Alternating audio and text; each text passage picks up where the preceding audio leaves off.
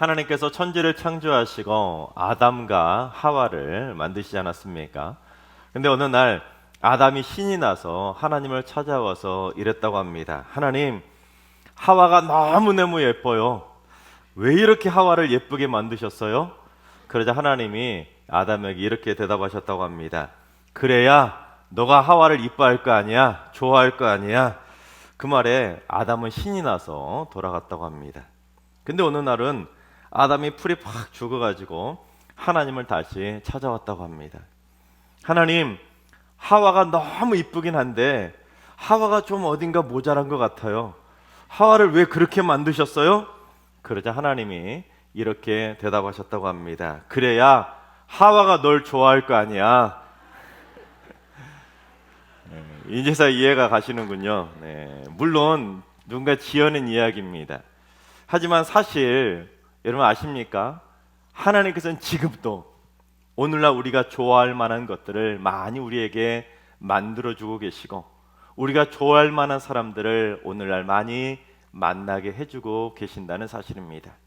올해도 벌써 새해가 된 지 일주일이 지났는데 하나님께서는 올해도 우리가 좋아할 만한 것들을 많이 주실 줄로 믿습니다. 바라옵기는 좋은 것들을 많이 받아 누리는 행복한 새해가 되시기를 주님의 이름으로 축원합니다.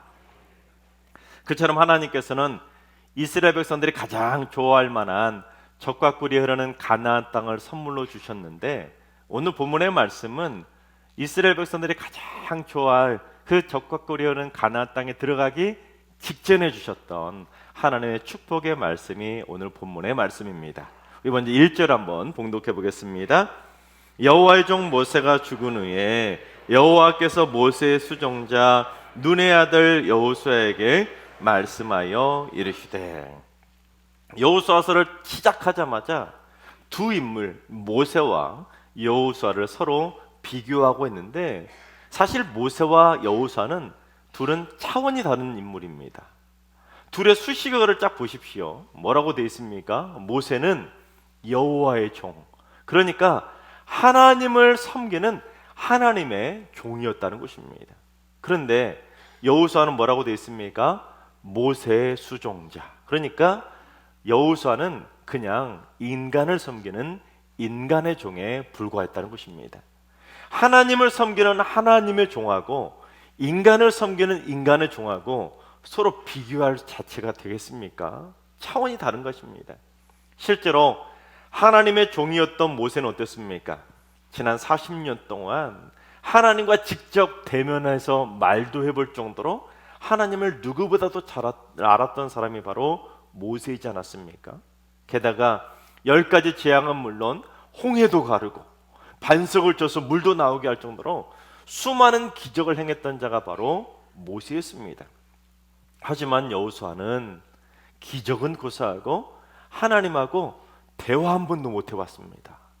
그냥 단지 모세의 수종자였던 여호수아는 모세의 명령을 따라서 정탐을 가라고 하면 그냥 정탐 갔다 왔었고, 또한 전쟁하라고 하면 전쟁했던 것, 그것이 전부였습니다. 그러니 모세와 여호수아는 서로 비교 자체가 불가능한 대상이었던 것입니다. 그런데 바로 이것이 문제였던 것입니다. 모세와 여호수아가 이 차이가 나도 너무나 차이가 되고 비교가 돼도 너무나 비교가 되었던 것입니다. 어지간히 좀 비슷한 레벨이면 모르겠는데 하늘과 땅 차이로 너무나 차이가 났기 때문에 갑자기 하나님의 종이었던 모세가 딱 죽어버리자 그저 인간의 수종자에 불과했던 여호수아는 그 엄청난 부담감과 엄청난 두려움에 떨 수밖에 없었던 것입니다. 여호수아만 두려워했던 것이 아니라 모세가 딱 죽게 되자 이스라엘 백성도 30일 동안 애곡할 정도로 슬퍼하며 두려워할 수밖에 없었던 것입니다. 그래서 바로 그 순간 하나님께서 여호수아에게 나타나셔서 여호수아에게 처음으로 말씀을 하셨는데 뭐라고 처음 말씀하셨는지 우리 2절 말씀을 봉독해 보겠습니다. 내 종 모세가 죽었으니 이제 너는 이 모든 백성과 더불어 일어나 이 요단을 건너 내가 그들 곧 이스라엘 자손에게 주는 그 땅으로 가라. 하나님께서 여호수아에게 처음 나타나셨는데, 처음 나타나셔서 하셨던 그 처음 말씀이 뭡니까? 내 종 모세가 죽었는데 그것 때문에 마냥 슬퍼하고 주저하며 주저앉아 있지만 말고 이제 백성들하고 당장에 일어나라는 것입니다. 일어나라는 것. 그리고 내가 이스라엘 자손에게 주는 그 땅으로 가라는 것입니다. 여러분, 이 처음 말씀을 들었을 때 여호수아하고 이스라엘 백성들이 어디 있었는지 아십니까? 요단강 건너편, 그러니까 가나안 땅의 동쪽 땅이었던 모압의 느보산이라는 곳에 있었습니다. 근데 이 느보산 정상에 올라가면 무엇이 있냐면 이처럼 모세 기념교회가 정상에 세워져 있습니다. 그리고 모세 기념교회 앞에 있는 이 길을 따라서 쭉 올라가서 뒤쪽으로 돌아가게 되면 그 뒤편에 뭐가 있냐면 광야에 세워졌던 그 놋뱀을 상징하는 커다란 조형물이 세워져 있습니다. 근데 이 놋뱀 조형물 오른쪽에 보면 이 전망대가 있는데 이 전망대에 올라가서 딱 보면 어떤 광경이 눈앞에 딱 펼쳐지는지 아십니까? 바로 이 광경입니다.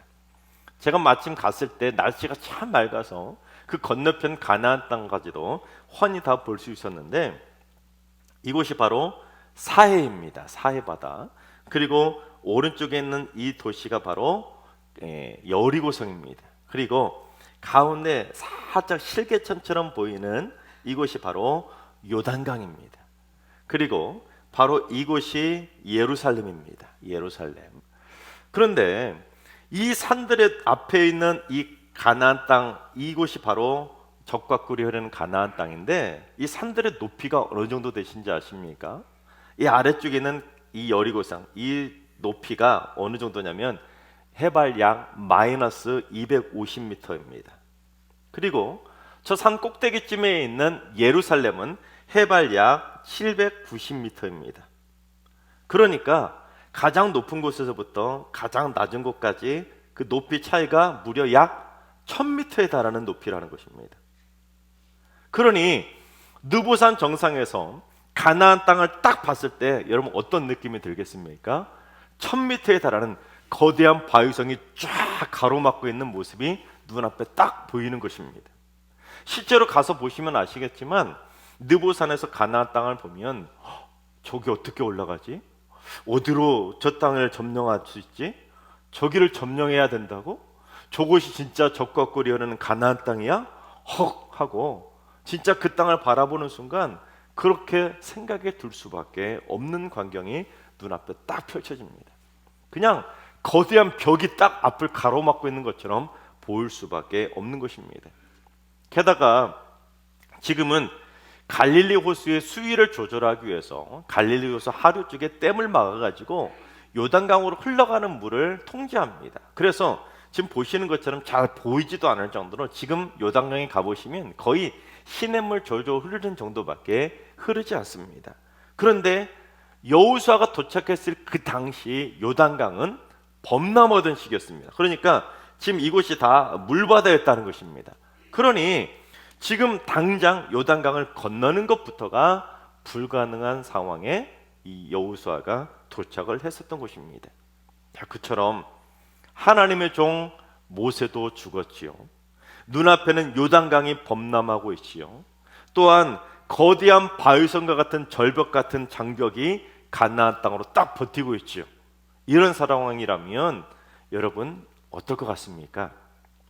예전에 정탐꾼들이 안 된다, 못 간다, 우리는 그들에 비하면 메뚜기밖에 안 된다 그렇게 외쳤을 때 여호수아는 아니다, 그들은 우리의 밥이라고 외쳤었지만 지금은 상황이 완전히 달라진 것입니다.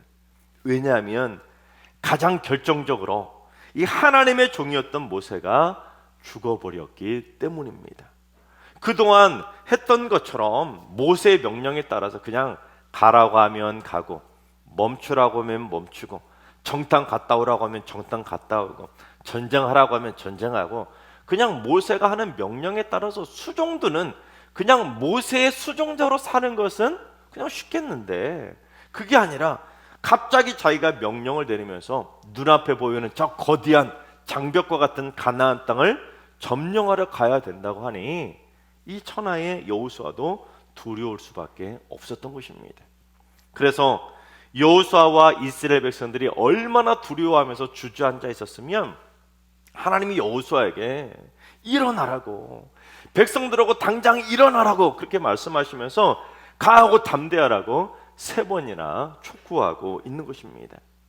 만약에 그때 이 여호수아가 두려워하면서 주저앉아 있지 않았다면 하나님께서 여호수아에게 못하러 강하고 담대하라고 3번이나 그렇게 말씀을 하셨겠습니까? 여호수아가 말로는 담대하게 그들이 우리의 밥이라고 했지만 막상 하나님의 수종을 들었던 하나님의 종 모세가 죽고 나니까 그저 모세의 수종자에 불과했던 여호수아 입장에서는 두려울 수밖에 없었던 것입니다. 나는 지금까지 하나님의 말씀 한 번도 듣지 못했는데, 나는 한 번도 기적조차 행하지 못했는데 내가 어떻게 저 절벽 같은, 저 성과 같은 가나안 땅을 들어갈 수 있을까? 두려워할 수밖에 없었던 것입니다. 여호수아가 만약에 두려워하지 않았다면 1절부터 9절까지의 말씀이 필요가 없는 것입니다.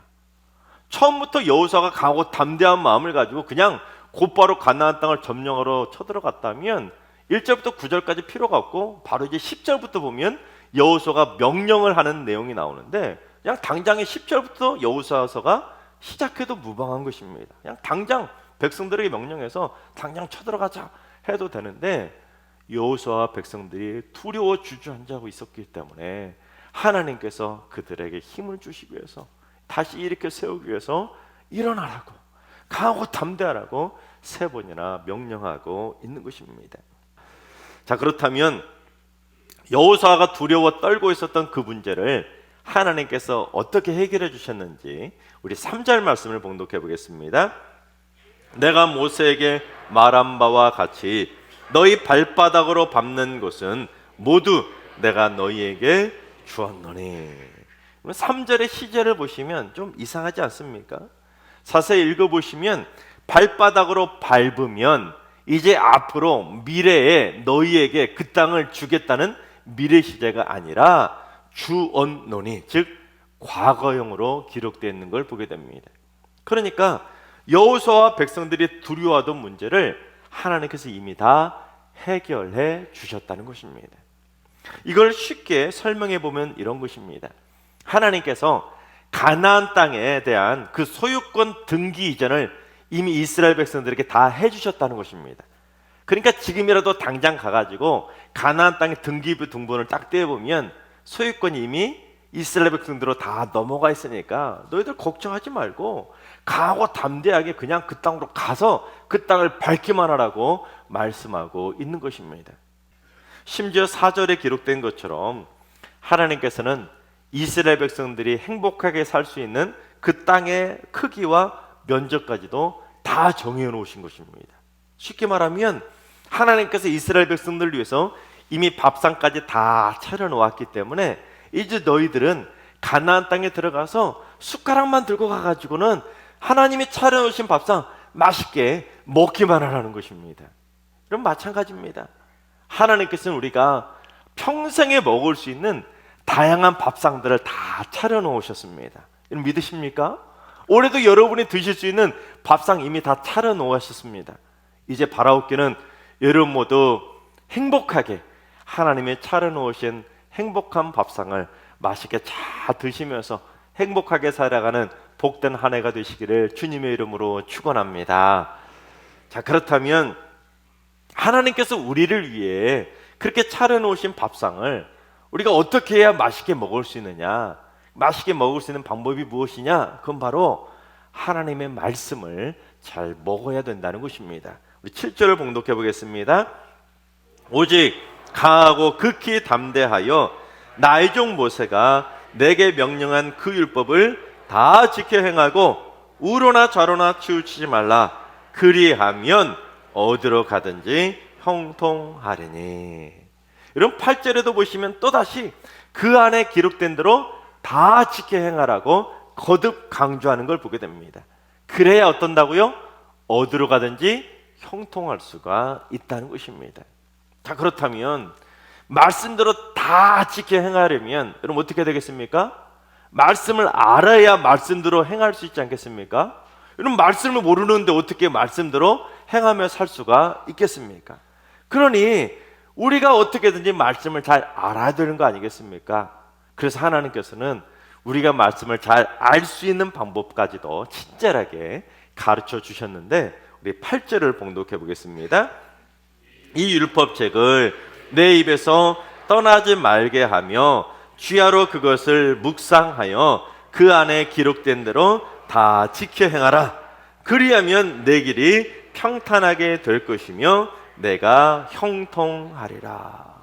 즉 우리가 하나님의 말씀을 잘 알려면 말씀이 내 입에서 떠나지 않도록 하나님의 말씀을 주야로 잘 먹어야 된다는 것입니다. 잘 먹어야 말씀을 잘 아니까 말씀대로 행하는 형통의 삶을 살아갈 수가 있는 것입니다. 그래서 시편 1편 1절도 뭐라고 되어 있습니까? 하나님의 말씀을 주야로 묵상하는 자가 어떤 자라고요? 복이 있는 자라는 것입니다. 특히 묵상은 영어로 메디테이션인데 라틴어로는 메디타리입니다. 둘 다 어떤 뜻을 가지고 있냐면 마음에 품고 깊이 생각한다는 뜻을 가지고 있습니다. 그런데 묵상을 뜻하는 영어 단어 메디테이션은 약을 뜻하는 영어 단어인 메디슨과 또한 의학을 뜻하는 영어 단어인 메디카라고 어원이 다 똑같습니다.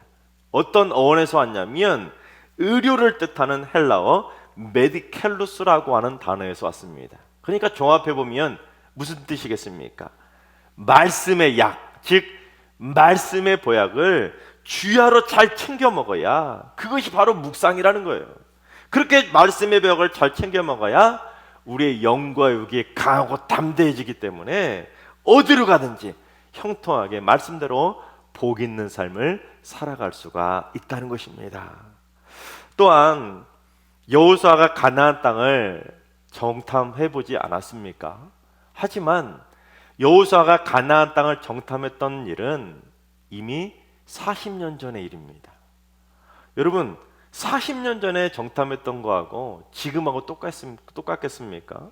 또한 40년 전에 여호수아가 가나안 땅을 정탐했을 때는 가나안 땅 남쪽에서부터 북쪽까지 세로로 횡단하는 길을 그런 루트를 통해서 가나안 땅을 정탐했습니다. 그래서 가나안 땅 남쪽에서부터 북쪽으로 올라가는 길로 쭉 가다 보면 어떤 광경이 펼쳐지냐면 한 번에 그렇게 아까 봤던 것처럼 병풍 같은 절벽을 보는 것이 아니라 서서히 올라갑니다. 그러니 뭔가 막 절벽 같은 꽉 막힌 모습을 보는 것이 아니라는 것입니다. 그러니까 사실 여호수아도 요단강 남쪽에서 북쪽을 바라보는 것이 아니라 동쪽에서 서쪽을 바라보는 이 상황은 생전 처음 보는 광경이었기 때문에 사실 여호수아도 이쪽 길로는 한 번도 가보지 않은 길이었다는 것입니다. 그러니 여호수아도 정탐꾼이 필요할 수밖에 없었던 것입니다. 만약에 여호수아가 가봤던 길이었다면 여러분 정탐꾼이 왜 필요하겠습니까? 따라서 따지고 보면 여호수아도 지금 생전 처음 가보는 초행길을 가게 되었던 것입니다. 그러니 하나님의 종 모세가 죽은 바람에 그 마당에 여호수아조차도 앞이 캄캄할 정도로 두려워 떨 수밖에 없었던 것입니다. 그러나 아무리 생전 처음 가보는 초행길이라 할지라도 그 초행길의 해답은 어디에 있겠습니까? 하나님의 말씀 안에 담겨 있다는 것입니다. 우리 시편 119편 105절 말씀을 봉독해 보겠습니다. 주의 말씀은 내 발의 등이요 내 길의 빛이니이다. 아무리 초행길이라도 하나님의 말씀만 있으면, 빛과 등불이 되는 말씀이 있으면 아무리 초행길이라도 담대히 갈 수가 있다는 것입니다. 그런데 인간은 누구나 인생의 어두운 길을 걸어갈 때가 있습니다. 때로는 어디로 가야 될지 모를 정도로 방향 감각을 상실하는 안개 낀 날을 만날 때도 있고, 때로는 한 치 앞도 보이지 않은 캄캄한 터널을 지나갈 때도 있습니다. 그처럼 앞이 보이지 않는 캄캄한 인생길이나 생전 처음 가보는 낯선 초행길에서는 오직 주님의 말씀이 내 발에 등불이 되고 내 길에 빛이 되어주기 때문에 우리는 주야로 말씀의 보약을 잘 먹으며 살아가야 되는 것입니다. 그래야 언제 어디서 만날지 모르는 그 인생의 캄캄한 길에서 주님의 등불을 가지고 그 길을 벗어날 수가 있는 것입니다. 여러분, 내비게이션은 전방에 터널이 있다고 미리 착하게 알려주지 않습니까? 전방에 터널이 있습니다. 다 알려주지 않습니까? 그런데 여러분, 우리 살아생전의 실전에서는 그런 일은 절대로 없다는 거예요. 언제 캄캄한 터널을 만나게 될지, 언제 인생의 어두운 정전이 찾아올지, 언제 인생의 한파가 몰아닥칠지 우리는 아무도 모르는 것입니다. 그런데 갑자기 캄캄한 인생의 터널로 들어섰을 때, 또는 느닷없이 인생의 어두운 정전이 찾아왔을 때, 그때 곧바로 우리가 뭘 붙잡아야 되겠습니까? 핸드폰 붙잡을 것이 아니라 하나님의 말씀을 붙잡아야 된다는 것입니다. 왜냐하면 그 캄캄한 길에 내 발에 등이 되어주시고 내 길에 빛이 되어주는 것이 바로 말씀이기 때문에 우리가 말씀을 꺼내 들어야 그 캄캄한 인생의 터널 같은 길을 벗어날 수가 있다는 사실입니다. 따라서 우리는 언제든지 말씀을 즉시 꺼낼 수 있도록 말씀의 보약을 주야로 잘 먹으며 살아가야 되는 것입니다. 바라옵긴 우리 모두 말씀의 보약을 주야로 잘 먹어서 어디로 갔는지 올 한해는 주 안에서 형통한 삶을 살아가게 되시기를 주님의 이름으로 축원합니다. 그런데 여러분, 강하고 담대하게 사는 삶은 단순한 권유가 아니라 하나님의 강력한 명령이라는 것을 알아야 됩니다. 9절 말씀을 봉독해 보겠습니다. 내가 내게 명령한 것이 아니냐? 강하고 담대하라. 두려워하지 말며 놀라지 말라. 내가 어디로 가든지 내 하나님 여호와가 너와 함께 하느니라 하시니라. 아멘. 하나님은 여호수아에게 강하고 담대해 줄래? 제발 부탁인데 좀 강하고 담대해 줄래? 제발 부탁이 하고 3번 그렇게 부탁하는 식으로 청유하신 것이 아닙니다. 하나님께서는 여호수아에게 강하고 담대하라, 강하고 담대하라, 강하고 담대하라, 이렇게 3번이나 명령하셨다는 사실입니다. 즉, 하나님은 우리가 두근두근 새가슴으로 살아가는 인생을 원하시는 것이 아니라 어떠한 상황에서도 두려워하지 않고 떨지 않도록 믿음의 강심장을 가지고 살라고 강하고 담대하라고 3번이나 촉구하며 명령하고 있다는 사실입니다. 왜냐하면 하나님은 우리가 어디로 가든지 우리와 항상 함께 해주시기 때문입니다. 지난 2022년 한 해 동안 우리와 함께 하신 하나님은 올해 2023년 한 해에도 우리와 함께 해주실 줄로 믿습니다. 하나님께서 사랑하신 여러분, 날마다 주야로 말씀의 보약을 잘 챙겨 드셔서 믿음의 강심장을 우리 모두 꼭 가질 수 있기를 바랍니다. 그래서 언제 어디로 가든지 절대로 두려워하거나 무서워하지 마시고 일평생 나와 함께 하시는 저 하나님과 동행함으로 말미암아 날마다 강하고 담대하게 승리해서 주 안에서 형통한 삶을 살아가게 되시기를 주님의 이름으로 축원합니다.